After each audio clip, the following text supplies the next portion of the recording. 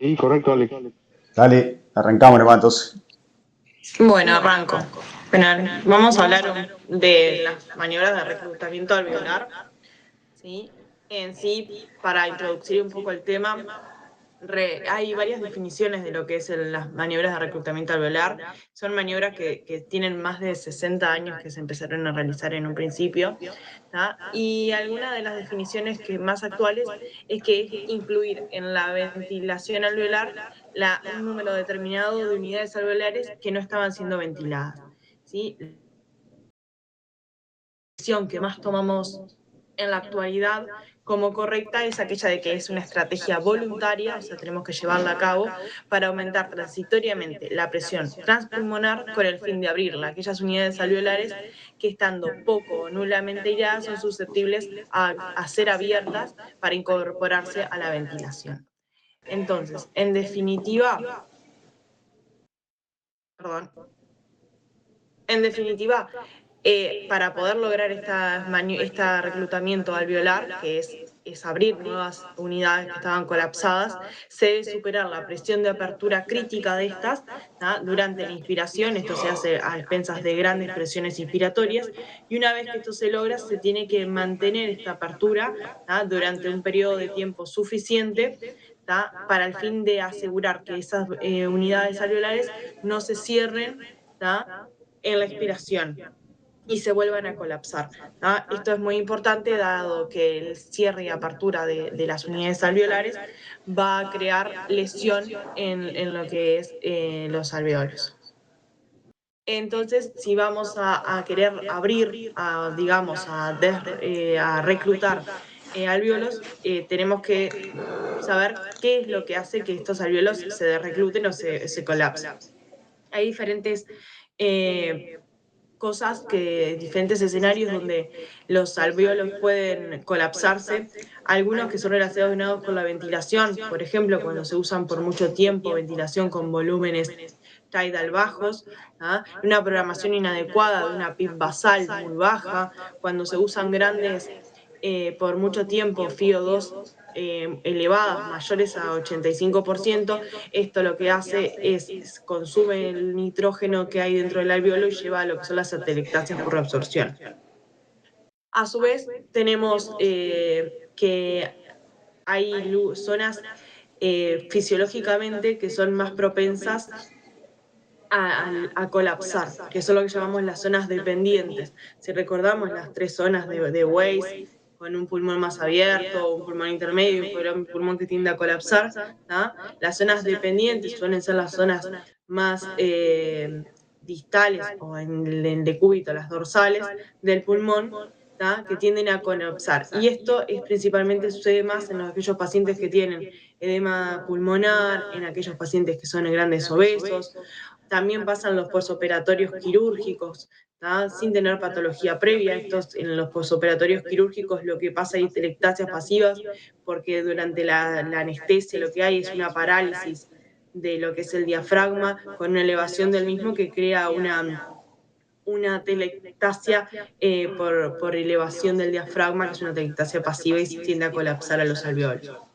Y la gran vedette, digamos, de lo que es las maniobras de reclutamiento, que es el síndrome de distrés, que es donde más los utilizamos, ¿tá? Y es la indicación donde más firmemente se ha visto y estudiado, ¿tá? En el distrés, el parénquima se caracteriza porque coexistan diferentes zonas, van a estar zonas que van a estar bien aireadas, zonas que van a estar totalmente ocupadas y zonas que van a estar parcialmente aireadas, que son a las que vamos a ir a reclutar, ¿ya?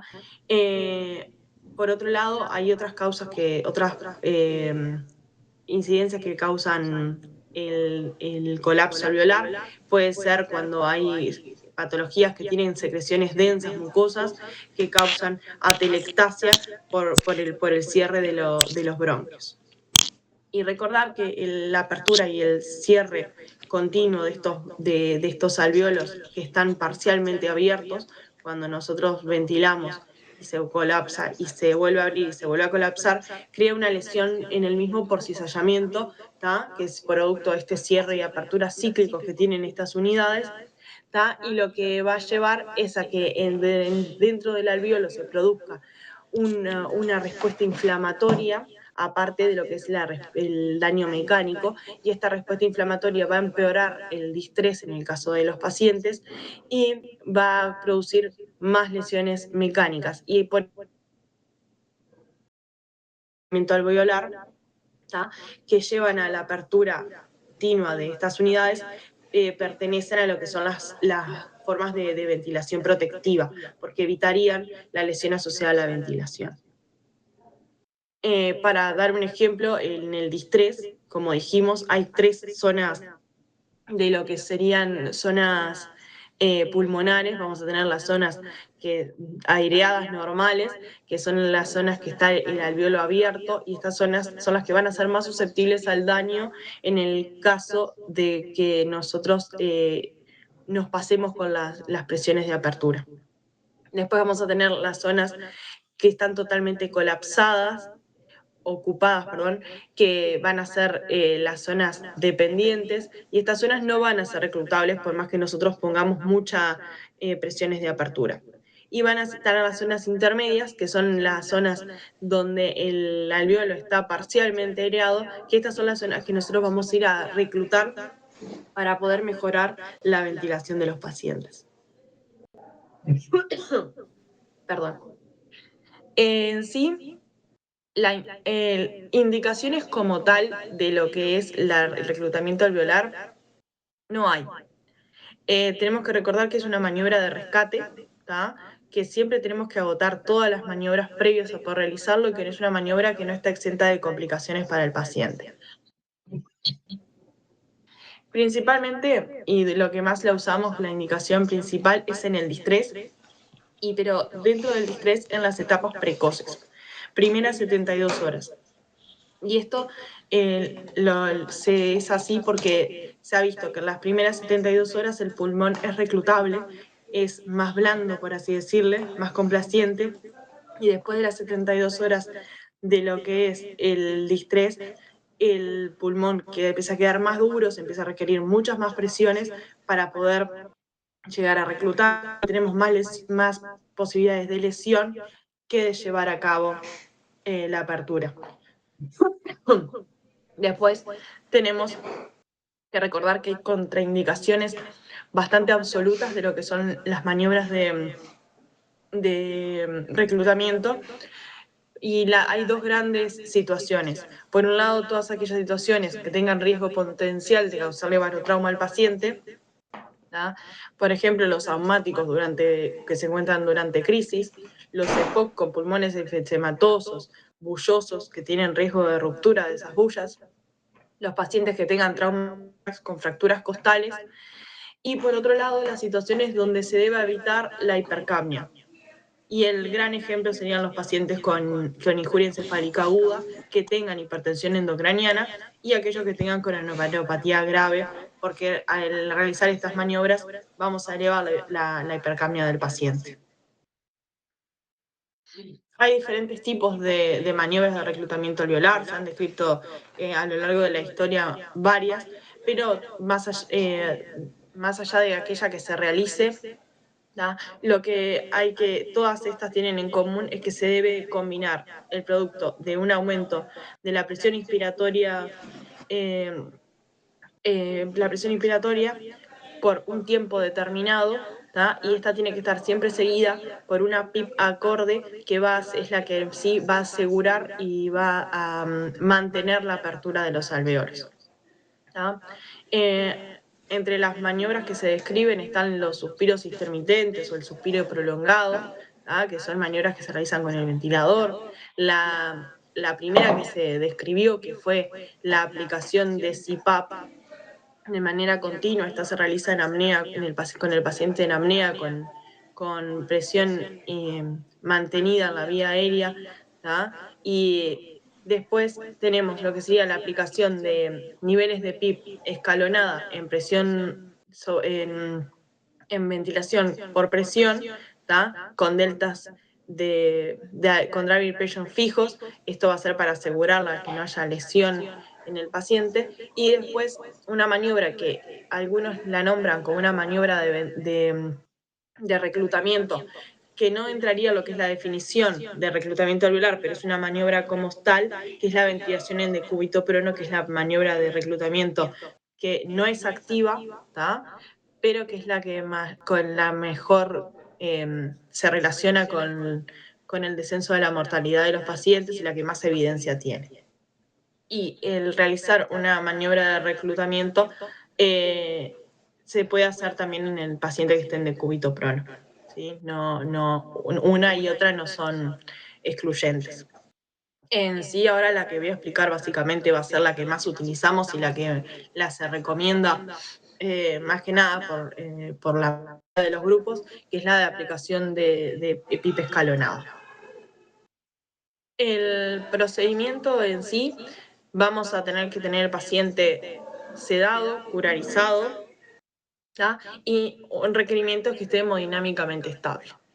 En sí, el primer paso va a ser, vamos a setear en el ventilador la ventilación controlada por presión con 15 de frecuencia respiratoria.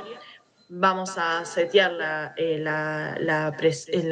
delta en 15 con una relación de inspiración-expiración de 1 a 2. Y vamos a iniciar con una presión inspiratoria de 40 y una PIP de 25. ¿tá? Esta maniobra se va a hacer por 2 minutos. ¿tá? Se va a volver a los parámetros habituales, se va a esperar 2 minutos, se va a sacar una gasometría. Si el PAFI es mayor a 350, se dice que la maniobra es efectiva. Si el PAFI es menor a 350, se toma como que esta maniobra de reclutamiento no fue efectiva. Y entonces, cuando la maniobra de reclutamiento no es efectiva, la maniobra debería continuar con los pasos 2, 3 y 4, y estos pasos se van a seguir. El seteado va a ser el mismo del ventilador. Lo que vamos a empezar a hacer escalonadamente es a subir los niveles de PIP y los niveles de presión inspiratoria, siempre manteniendo el delta de presión de 15. Recordando que el driving pressure es la presión inspiratoria menos la PIP, por lo cual siempre tenemos que tener la diferencia de 15 entre ambos. ¿tá? Esto se hizo así porque se vio que las mayores de 15 se asocian a alta mortalidad en los pacientes.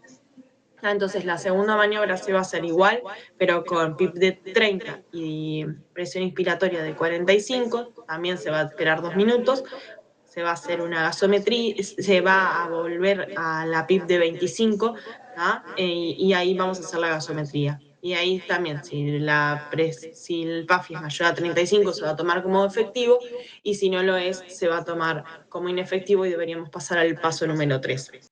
En el segundo paso se toma una PIP de 35 y una presión inspiratoria de 50, 2 minutos, se va a volver y así sucesivamente. Y por último, la máximo que dicen que algunos no lo recomiendan llegar a hacer, que es llegar a PIP de 40 y a presiones inspiratorias de 55, se va a hacer el movimiento, y si este no es efectivo, se va a tomar como que es un paciente que tiene una hipoxemia refractaria a las maniobras de reclutamiento. En sí, como vimos, hay pacientes que pueden responder en la primera maniobra que hagamos al reclutamiento, y hay otros que requieren altas presiones. Esta variabilidad en la respuesta de los pacientes puede ser por múltiples causas.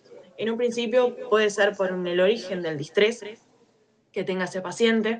Se vio que los pacientes que tienen distrés de origen pulmonar son más refractarios a las maniobras de reclutamiento, aquellos que se presentan con neumonía y distrés. En cambio, aquellos que tengan un distrés de causa extrapulmonar son mucho más susceptibles a las maniobras. También va a depender el tiempo de evolución que tenga el distrés que presenta el paciente. Como dijimos, más de 72 horas, los pulmones se vuelven más rígidos.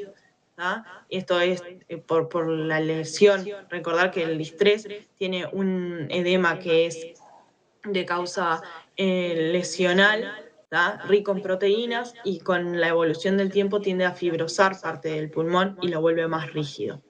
también va a depender si las maniobras es efectivo o no, la postura en la que tengamos al paciente.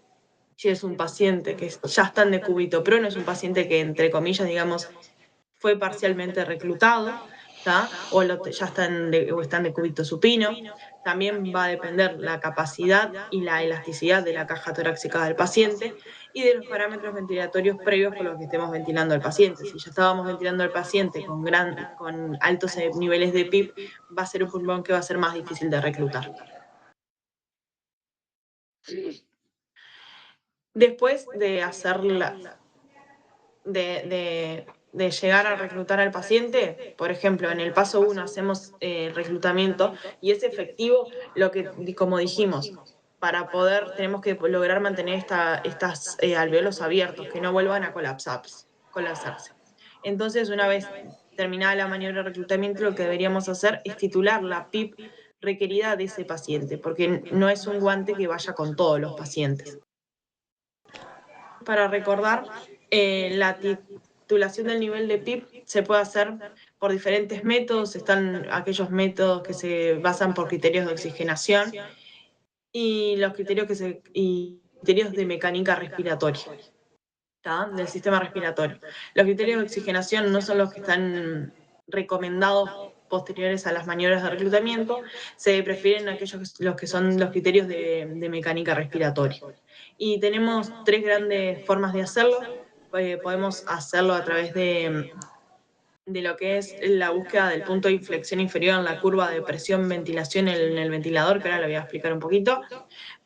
Podemos hacer una titulación por PIP decremental por compliance y por PIP decremental, pero titulada por oxigenación. Esto se va a hacer a través del PAFI. Recordar que los criterios que debemos usar son los de mecánica. Entonces, para recordar un poco, la curva de ventilación-presión es una maniobra que no usamos mucho, es más complicado y engorroso llevarla a cabo, y lo que se basa es en la búsqueda del punto de inflexión. El punto de inflexión, si recordamos la curva de ventilación de presión-volumen, perdón, está dividida en 3 sectores. Tenemos un sector inicial, no sé si pueden ver la flecha, si la indico. Se ve bien, sí. ¿Se ve la flecha? La primera porción de lo que es la curva de presión-volumen, que es una parte donde el pulmón es poco complaciente, requiere elevadas presiones para poder iniciar el pasaje de volumen.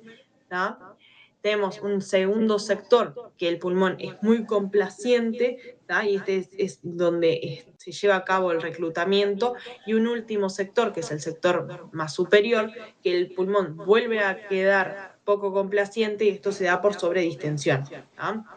El punto de inflexión es aquel punto de la curva donde es más sería el punto que sería el pasaje de la zona de sobredistensión alveolar a la zona de inicio del reclutamiento. Se dice que si nosotros encontramos ese punto de inflexión en la curva, deberíamos tomar la PIP 2 puntos por encima de ese punto de inflexión y dejarlo seteado. Después, la segunda forma, que es la más recomendada, digamos, para llevar a cabo la titulación de la PIP, que es la PIP decremental por compliance. En la imagen lo que vemos es el registro para llevarlo a cabo. Lo ideal siempre es llevar el registro para saber cuál es la compliance que va mejor con la PIP. En sí, para llevar a cabo este método de titulación, lo que debemos hacer es setear en el ventilador, primero, volumen controlado, fijar FIOs de 1, 15 de frecuencia respiratoria y un volumen corriente de 4 mililitros kilo. Ventilar al paciente unos minutos, hacer un reclutamiento alveolar y volver al patrón de BCB. Y en el patrón de BCB posterior, ahí hacer la titulación. Y la titulación se llevaría a cabo midiendo, se hace a través de la PIP con la que reclutamos al paciente, ¿tá? Por ejemplo, en el caso de la imagen se reclutó al paciente con una PIP de 25, ¿tá? Y este dio una compliance de 19. Esperamos 2 minutos, ¿tá? Bajamos la PIP a 2 puntos, vamos haciendo decremental de 2 en 2, 2 minutos con PIP de 23.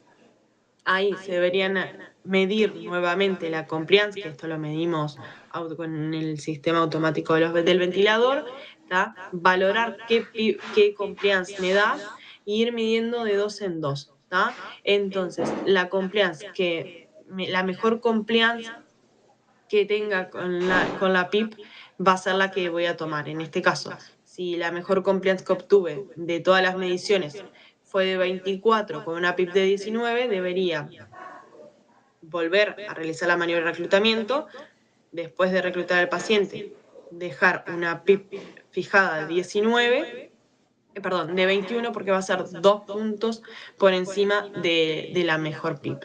¿Ah? Y por último, para recordar, las maniobras que son por oxigenación, se hace lo mismo, digamos, lo ideal siempre es hacer una tabla y se va midiendo de 2 en 2 la PIP decremental y se va midiendo el PAFI cada 2 minutos.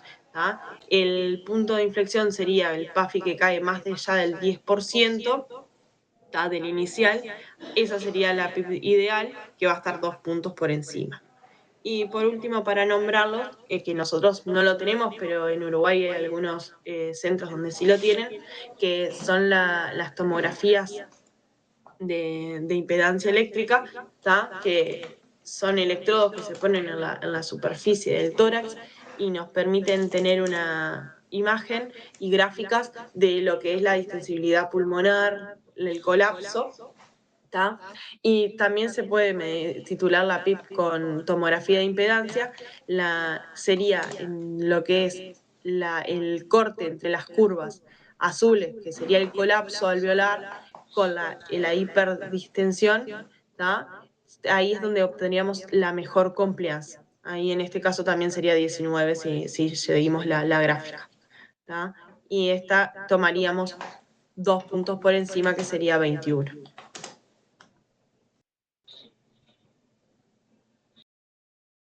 Gracias. Creo que fue un poco rápida. Sí. No, está bien. Igual ahora podemos volver sobre algunas cosas, Tejimen. Está perfecto porque resumiste las bases fisiológicas, fisiopatológicas y hablaste de las maniobras. Que yo en realidad, claro, capaz que yendo un poco en contra de los dogmas y capaz que a lo que a mí me queda más práctico. Siempre discrepé con algunas cosas de lo que se ha recomendado, incluso después en la época del COVID. Va un poco eh, un poco fue más con mi razonamiento y con lo que tradicionalmente se hacía, ¿no? Pues está bien explicado, como vos mencionaste, cuál es el objetivo. No, eso, me quedé colgado pensando que yo creo que no había ningún estudio que haya demostrado que las medidas de reclutamiento emplear mejoren la sobrevida. Yo tendría que, eso En la verdad sí, que me olvidé de buscarlo y capaz que sí asociado con en la sí ventilación hay mecánica preventiva. estudios en contra, hay bastantes como Mm, estudios hechos, hay como, ahí va. es súper heterogéneo los resultados, yo leí varios y como no, ninguno llegaba a ninguna conclusión, preferí no nombrarlo, pero sí, es como que es muy heterogéneo, hay muchos que están en contra y dicen que no mejora, pero también pedirle a una maniobra como tal que mejore la mortalidad. También los que están a favor dicen eso, que una maniobra como tal no iba a mejorar la mortalidad, pero tampoco se ha visto que la mejora de la oxemia de los pacientes mejore la mortalidad, sino lo Claro. que se hace en conjunto de todo. ¿Ah? Y hay No muchos que sé están en si. contra. Es verdad, porque, ¿qué pasa? Vos tenés más a poner de vuelta eh, La las dos formas de situación, reclutamiento. Sí, la forma de reclutamiento ahí. sí. No sé el resto cómo recluta. Yo, a mí, en lo personal, y a eso iba, en la época de la pandemia, las guías europeas recomendaban más la PIC mantenida. O sea, la clásica forma 30x30 o 35x35. O sea, 35 ¿Viste? centímetros. Ese mismo. O sea, esto yo la verdad, a mí en lo personal, ¿no? Capaz que estoy diciendo una burrada enorme. Esto me parece una manera extremadamente engorrosa, muy, muy riesgosa para el paciente, y sobre todo después calcularlo por la PIP. Yo digo, con los respiradores de hoy en día, sobre todo con el Neumovent, ¿cuál es mi? No sé, después capaz que alguno estaría bueno que comparta cuál es su experiencia con el reclutamiento. He visto muchas cosas que se ha dicho que es reclutar y no se recluta nada. Pero con lo que venía recomendando las guías europeas en la época del COVID, la forma de reclutar, bueno, aparte de la maniobra que es, bueno, con las contraindicaciones, tenerlo pronto, sedado, curarizado, que no esté con hipovolémico, porque eso también le puede joder el ventrículo derecho. Pero a mí lo que más me ha resultado es medir el PFlex, que eso te lo hace el Neumoven. Vos agarrás y, y tenés una idea de qué PIP le vas a dejar después, ¿no? O sea, ya mientras antes de que lo reclutes, ya sabes la PIP que le vas a dejar. Porque después, la otra maniobra que venía después que vos explicaste, de cómo calcular la PIP con la compliance y reclutarla como 4 veces más. A mí, en lo personal me parece extremadamente riesgoso, un paciente que está muy al límite. ¿Qué es lo que yo hago en lo personal? Y a ver si usted me desasna, capaz que estoy diciendo una enorme burrada, pero a mí no me ha dado mal el resultado. Le calculo la PDFlex, depende de la patología y de la gravedad de la hipoxemia, 30 centímetros de agua de PIP por 30 segundos. Y después lo vuelvo a la ventilación que tenía, pero con la PIP que le calculé según el PDFlex. Y ahí espero un rato, porque aparte pone acá el PAFI mayor de 350, es como eh, es como un objetivo demasiado ambicioso, ¿no? Es como que si, bueno, no llega a 350 y tengo 300 que no va a ser efectiva y partí de 70 de PAFI. Y aparte sabemos que muchas veces las mejoras demoran mucho más que 2 minutos. Por eso, si alguien quiere, si no, sigo de largo con lo que yo tenía. Era un poco lo que quería comentar. Esta forma de reclutar a mí me parece muy engorrosa, muy poco práctica, muy ambiciosa con los valores, y sobre todo después titular la PIP con la compliance, por lo menos a mí nunca me ha dado demasiado trabajoso, ¿viste? No sé cómo has visto vos reclutar, Jimena. En sí, mucho no hemos reclutado, la verdad. Encontré otras formas de reclutar, digamos, pero básicamente eran todas la misma. Y se toma el 350, sí sería 400 el Sí, PAFI objetivo, pero en la práctica se toma 350. Y, y en sí hay estudios que eso es lo que va también la variabilidad, que no toman el PAFI de 350 claro, como para otros toman como 200, exacto. ¿ah? Es como medio variable. Pero mucho reclutar no he visto y a veces, otra cosa que a veces que se toma es como aumentar la PIP solo como reclutamiento que ha visto en algún otro estudio que se Bueno, hace, es pero verdad. no Le van, sería una exacto, forma de reclutar como tal. exacto. Le van subiendo la PIP y van sacando las gasometrías. Pero no es una forma de Pero reclutar como tal, no, porque no, lo que vos querés es aumentar la presión inspiratoria. O claro. sea, Nosotros en la es época lo de que más. COVID, lo que nos pasó es que tenemos muchos pacientes graves al mismo tiempo, y con mucha demanda de enfermería y de médico. O sea, no podíamos estar de repente, si zafábamos de pronar a un paciente, mejor. ¿Y qué hacíamos antes? Sabíamos que no iba a andar o andaba parcialmente, lo reclutábamos, ¿viste? Pero nunca vi que lo reclutaran de esta manera. Si bien a nosotros, en mi generación, nos enseñaron la cátedra, nos enseñó solo esta manera de reclutar, como que no había otra. Después en la pandemia surgió, y que ya era de antes, eso, el 30 por 30, el 40 por 40, o sea, 40 de pi por 40 segundos, donde obviamente le pones cero de presión soporte para que por si te mete una espontánea, que no tendría por qué ser estar no te lesiona el pulmón. Pero ahí, bueno, mantener el respirador, ves que la línea de presión queda en 35 fijo, tac, tac, tac, tac, ta. Después lo pasás a volumen controlado y le pones la PIP, por ejemplo, si te metes un PD Flex de 8, que el Nemovent, hoy hablaba con Alejo de eso, te subestima un poquito, le metes 12 de PIP. Y esperás un rato, porque aparte los cambios no son para nada inmediatos. Muchas veces, incluso en el COVID, hemos visto que los cambios, cuando ya no tenemos nada que hacer, demoraban horas de que mejorara el intercambio gaseoso. Por eso te digo, a veces es como es como una maniobra muy para ansiosos esta forma de reclutar. Por lo menos a mí no me gusta. Yo sé que mucha gente acá que está mucho más acostumbrada y le gusta esto. A mí en lo personal no me complace, no me complace mucho. Pero no, les quería hacer esa pequeña catarsis nomás. Pero no sé, me parece un poco práctico. Y lo bueno, y la ventaja que tenemos hoy en día es que los respiradores, como decías vos, te miden todo.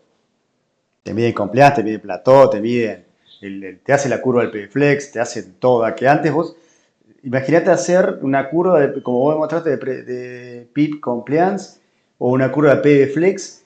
Bueno, y le metemos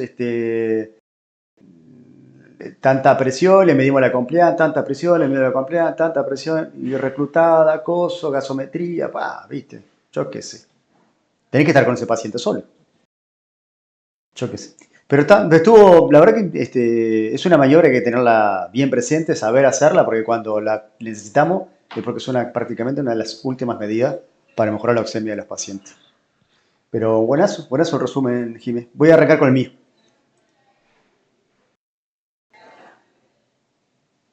A ver si encuentro ventana. Ustedes me avisan si se ve.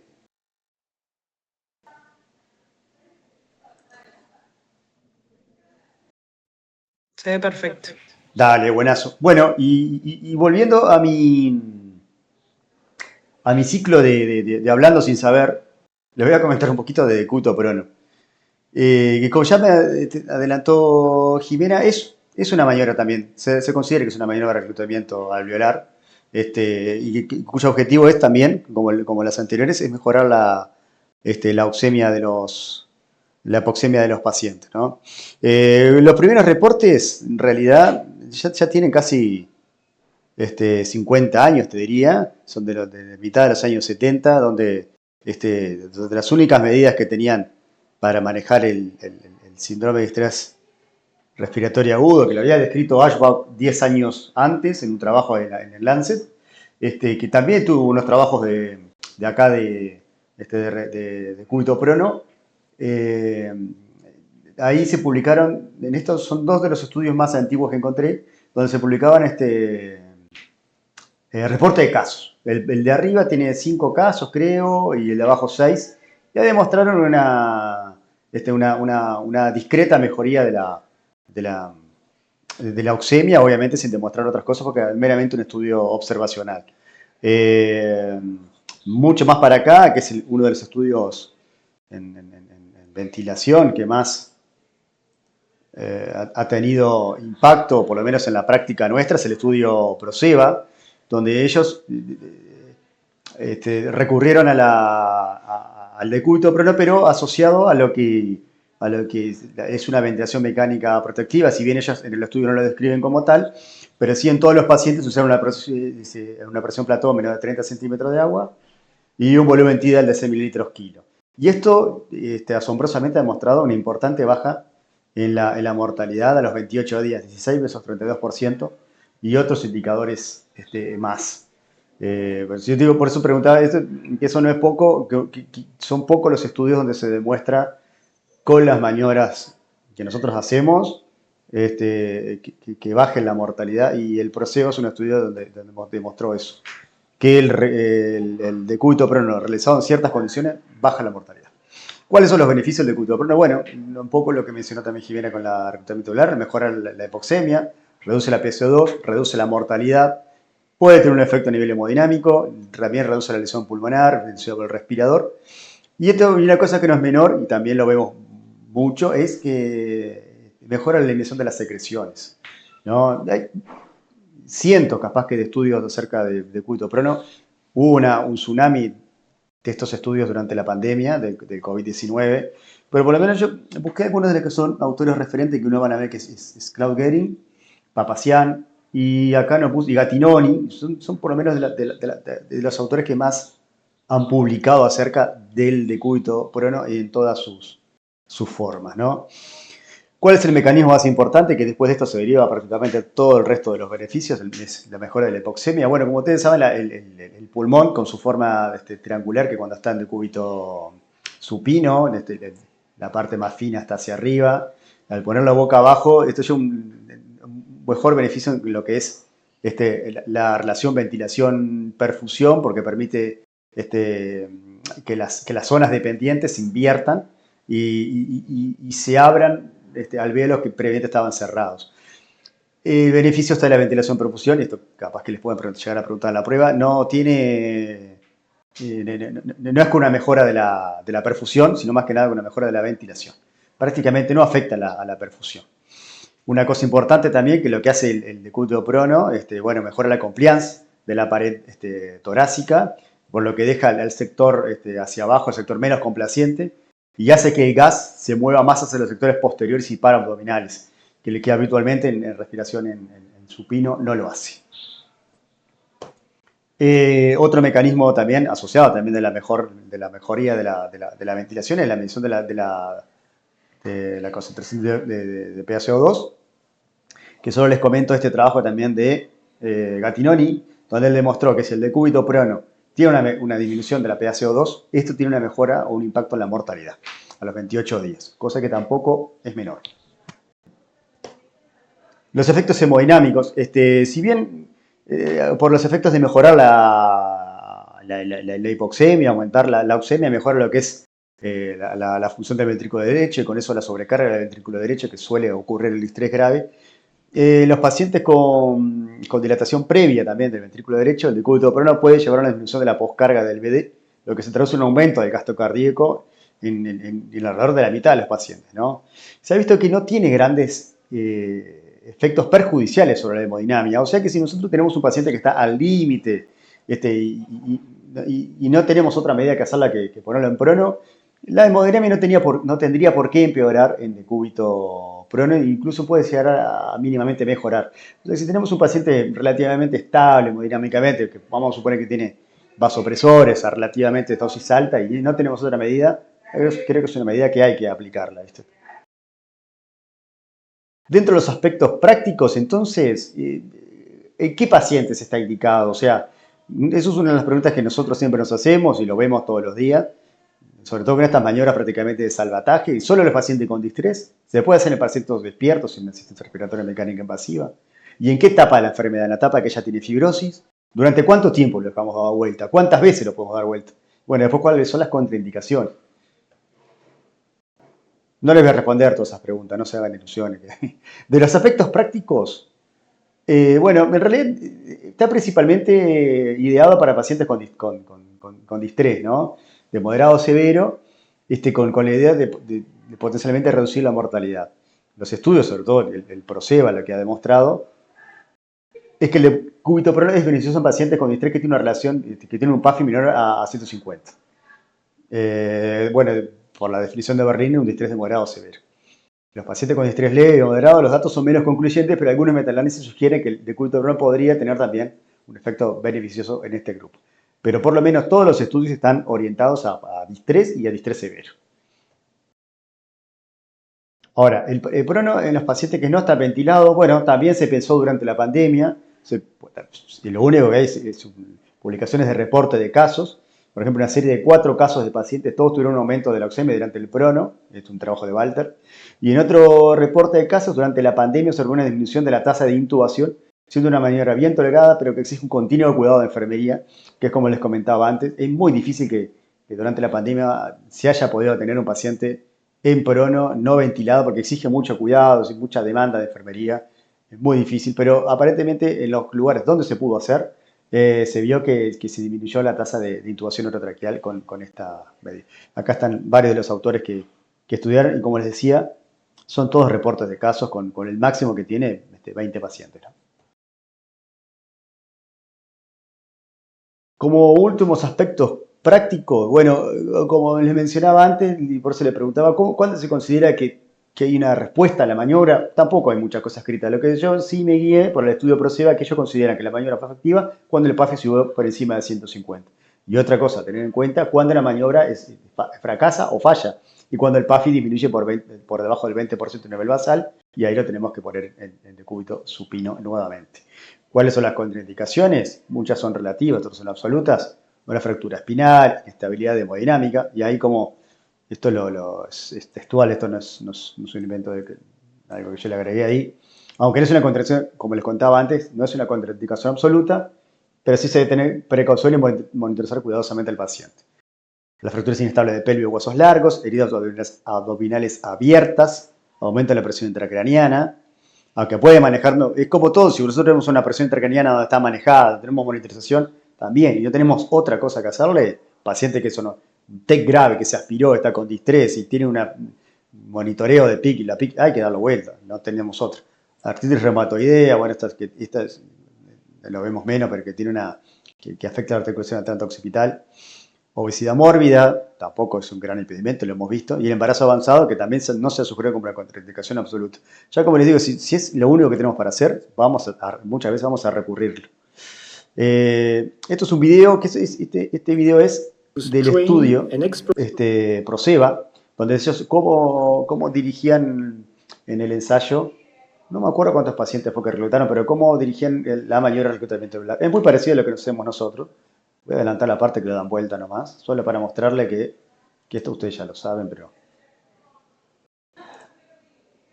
Y ellos lo ponen un poquito de costado, le ponen, bueno, toda la parte para protección de la piel, los apósitos, la monitorización, y ahí usan 3 personas, que es lo mínimo que se puede usar. Uno que esté uno a cada lado y otro en la vía aérea. Lo corren contra un borde de la cama y luego lo dan vuelta. Y bueno, de las otras cosas prácticas, nosotros no llegamos a hacer un protocolo acá, pero sí, por lo menos una serie de recomendaciones que la posición de nadador, que acá no la explica, no la menciona ni la muestra, hay que rotarla idealmente cada 2 horas, cosa que con mucha carga de trabajo es demasiado pedir, pero sí por lo menos mínimamente se tiene que dar vuelta la cabeza, los brazos y la rodilla una vez por turno de enfermería mínimo. Idealmente 2, pero mínimo una vez por turno. Es impresionante la cantidad de lesiones por presión que genera el decúbito operón. Y otra cosa de los aspectos prácticos es, bueno, ¿cuánto tiempo lo dejamos dado vuelta? Y ya les digo, yo me remito nuevamente al único estudio que ha demostrado una mejora en la mortalidad, una disminución de la mortalidad, que es el Proseva, que ellos los dejan mínimamente las condiciones que ellos ponían para que haya una disminución de la mortalidad es, por lo menos, bueno, como les comentaba, que la presión plató sea menos de 30, con un multidal de 6, y lo otro que no menos de 16 horas por día. No hay una cantidad preestablecida de cuántas veces o cuántos ciclos de decúbito prono lo podemos realizar. Incluso en el estudio hay pacientes que han recurrido 4, 5 o 6 veces a esa maniobra y han sobrevivido. O sea, tampoco describen si hay una etapa donde es más efectiva o menos efectiva. Obviamente, cuanto más avanzada la enfermedad y refractaria sea, más refractaria va a ser la maniobra. Pero tampoco menciona que en algún momento haya de dejar de pronarlo. O sea, si hay que pronarlo 6 veces, se prona 6 veces si es lo único que tenemos para hacer. Creo que esta era la última diapositiva.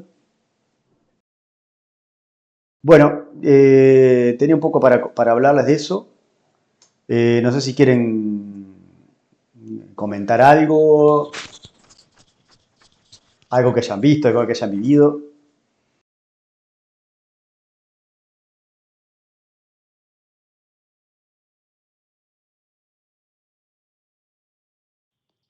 Alex, ¿se escucha? Sí, sí. Ah, no, les quería comentar. Primero, lo de Jimena, yo estuve esperando que terminaran toda la exposición. Fue muy práctico. Decirte eso, ¿no? Lo que tú hablabas al principio del tema, yo he notado que con el reclutamiento es una maniobra un poco más artesanal de lo que realmente nos enseñaron, ¿no? Porque como puso Jimena ahí la tablita, eso fue lo que nos enseñaron a todos cuando éramos residentes, Es verdad. pero es verdad, desde el punto de vista práctico es bastante engorrosa de realizar y uno a veces la hace más de forma artesanal. Yo lo que he visto con el paso de los años que uno, lo que vaya a hacer por el paciente para intentar mejorarlo, tiene que primero intentar no producirle más daño, ¿no? Y a veces las presiones elevadas en vía aérea conllevan a que los pacientes, cuando están ya con oxemias límites, les termine generando un barotrauma por presiones elevadas, y prefiero un poco las maniobras como tú las comentaste, ¿no? No tanto tiempo y no con tantas presiones y ver si hay respuesta. ¿Ah? Eso con respecto al reclutamiento. Y el prono es tal cual, no hay un tiempo que vos digas hasta acá, sobre todo las lesiones que produce por estar mucho tiempo en el cubito prono son importantes a veces, sobre todo en los pacientes más obesos, y no hay un límite de cuántas veces, ¿no? Se puede hacer una, dos, tres, cuatro, tal cual. Creo que un poco lo va a limitar la patología del paciente y cómo venga la respuesta. Pero yo creo que sobre todo insistir en que todo lo que uno haga, siempre pensarlo en no producirlo más daño de lo que ya tiene el paciente. Sí, sí, claro. No, y lo otro, después está la época más de lo que es el uso de la ecografía y ver la respuesta al reclutamiento con ecografía, donde podemos ver si hay zonas más aireadas o no, y lo mismo con el prono, ¿no? Que también es una herramienta bastante útil. Comentarles al final que no lo mencionamos porque en realidad no. Me parece que está un poco en pañales eso todavía, pero hay gente que lo usa bastante. Eh, bueno, si no tienen nada más que comentar, capaz que ya vamos dejando por acá. Ok, perfecto. Nos vemos, gente. Bueno, gracias, Hasta sí, luego. estamos hablando.